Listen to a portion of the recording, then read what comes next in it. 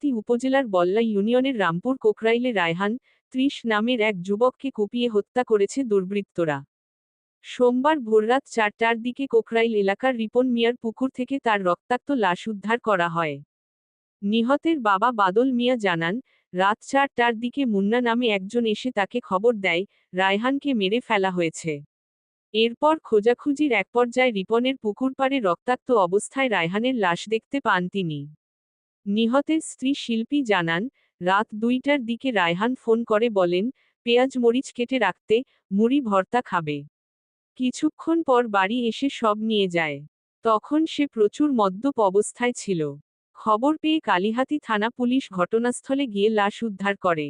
কালিহাতী থানার ওসি আবুল কালাম ভূঁইয়া বলেন, প্রাথমিকভাবে ধারণা করা হচ্ছে এটি একটি হত্যাকাণ্ড। তদন্তের পর বিস্তারিত জানা যাবে। পুলিশ জানায়, নিহত রায়হান মাদক সেবন ও বিক্রির সঙ্গে জড়িত ছিলেন। এছাড়াও তিনি আলোচিত রামপুর সলিট হত্যা মামলার প্রধান আসামি ছিলেন।